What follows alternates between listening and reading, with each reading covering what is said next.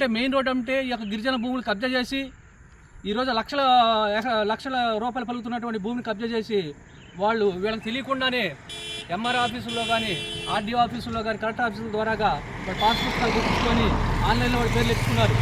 ఖచ్చితంగా ఈ విషయాన్ని మేము నారా లోకేష్ గారి దృష్టి తీసుకెళ్తాం. అలాగే కలెక్టర్ గారి దృష్టి తీసుకెళ్ళి ఈ భూమి వీళ్ళకి చెందేలాగా ఖచ్చితంగా చేస్తామని ఈ సందర్భం తెలియజేస్తున్నాం.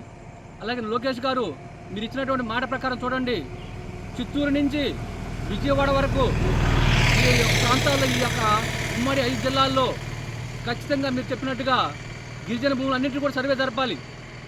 ఎందుకంటే గిరిజనలో ఉన్నటువంటి లంబాడీస్ కానీ గిరిజనలో ఉన్నటువంటి ఎరుకులాస్ కానీ వాళ్ళ భూముల జోలికి ఎవరు వెళ్ళరు. ఎందుకంటే వాళ్ళు తగాద గొడవ దిగుతారు, దేనికైనా ఫైట్ చేస్తారు. కానీ మా యానాదులు ఆ పరిస్థితి కాదు. మమ్మల్ని అందరూ బెదిరించేవాళ్లే, మమ్మల్ని అందరూ తరిమి కొట్టేవాళ్లే. అందువల్ల యానాదుల భూములను కబ్జా చేయడానికి ఈ అగ్రకులాలందరూ కూడా ఆలోచన పెట్టి మా భూములు కబ్జా చేశారు. గత ప్రభుత్వంలో మరీ ఎక్కువ దారుణంగా జరిగింది. అందువల్ల నేను ఒకటే విన్నవించుకున్నాను,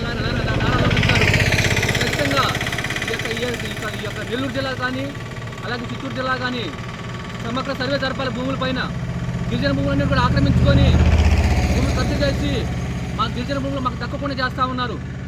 మీ విషయం మీ దృష్టి తీసుకొచ్చి మాకు న్యాయం జరిగేలా చేస్తామని మీ అందరికీ నేను తెలియజేసుకుంటూ థ్యాంక్ యూ. చెప్పండి రమణ.